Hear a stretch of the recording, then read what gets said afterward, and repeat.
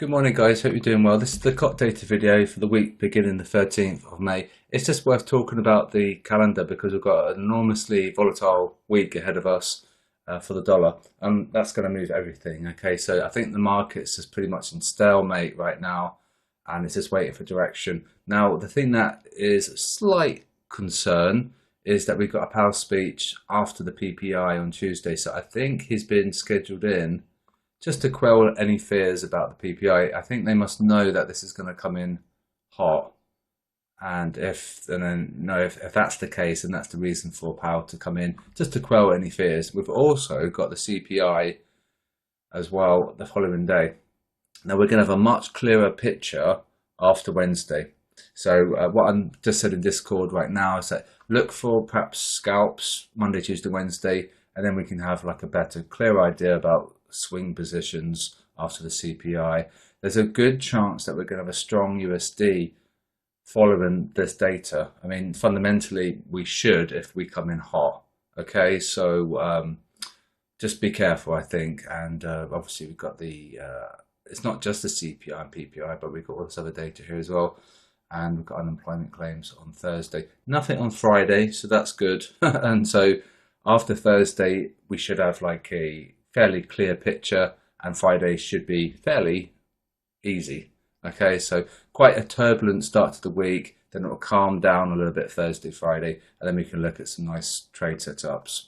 So that's that. Okay, so come to the COT data. If you saw my video last week, I was suggesting that we might have a tick higher on the euro, and we did, and the dollar also ticked higher. So this could have been like a little trap here. So we went below zero, and now we're back above zero. So it's a little bit tricky. It's worth noting on the sheet, if you come to that they are more long than short, okay, but we've had no change in the open interest. So that would be for us bullish because the large specs are more long than bearish, but we've got potentially a strong dollar because of the data coming up. So very, very tricky. Look for scalps, and if you can have a 10 pip stop loss, and you get a 30 or 40 pip TP, it's a 3 or 4 R trade, and that's fantastic. And if you've got a tight stop, you could theoretically just increase your sizes a little bit as well, but I wouldn't look for clear swing trades this week up until the CPI, and you could potentially look for something medium long term after Thursday. So that's going to be quite tricky for the Euro USD. Our robot is trading the Euro USD pair, so it may be a little bit like chock-a-block, turbulent, and quite undecided up until the data. And what it will do, the aggressive bot, it will just open up lots of trades, which isn't really ideal, but we're still testing. The passive bot is going fine, so we should be okay there. It's very calm compared to the aggressive bot. So we'll have to wait and see. It's probably maybe not the ideal week for the bot, and we may encounter some losses, but it's a good test, isn't it? So that's the Euro FX and the US dollar, and they're almost neck and neck. The euro is slightly stronger, ever so slightly, and then this could be a trap here. You can see what happened there. So yen. Now this is the first time I've seen this, so we can look at it together. Okay, so they are 179 up to 134. So if we continue at that rate, I think maybe if big if in speech marks, if we continue at this rate of that momentum, it might be like 5, 6, 8 weeks, we may go above zero. It's quite a strong move. This could be like a dead cat bounce potentially, because we can see that we're trending lower. We may do something like this, nope, and we may go nope. And obviously the issue is the BOJ as well, because they may intervene. They did early last week, and it was good timing because they done it before all the data came out. So I think if they're going to do it, they could potentially do it at the start of the week again. It might have been 2 weeks ago. I can't quite remember, but they did it at the start of the week, so it wouldn't coincide with any high severity data. So it's possible they may do something tomorrow over Asia. If they do, then this potentially could come up higher. The retail herd are long yen as well, so it's worth noting that. Um, yeah, we can do average bubbles, I guess.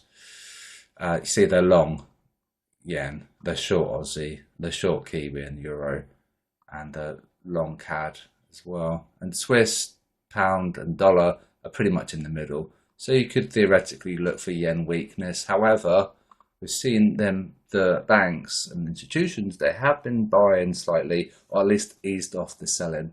But we could easily retrace back down again. It looks like it might be doing something like that. So a bit tricky. Euro off, pound on. Pound ticked higher slightly.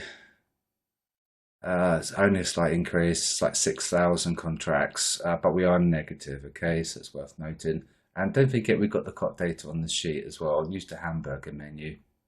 You can look at the pound, for example, if you wanted to, and you've got some more information there.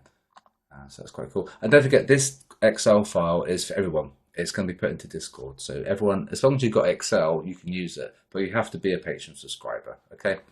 So that's the pound, so negative, but slightly less negative. May have some support here. Pound off, CAD on. Oh, I forgot Aussie. We'll do Aussie. CAD down slightly. Yeah, they have added, haven't they? They were short, and they've added short. So a little bit ominous for the CAD. CAD off, Aussie on. And they ticked higher quite strongly. Okay, so at that rate, we may be breaking that high. So, of note, it's worth noting that the Aussie is ticking higher with the yen, which isn't really ideal, because they should be going separate ways. Because obviously the Aussie is risky and the yen should be a safe haven, but it's not acting like a safe haven recently.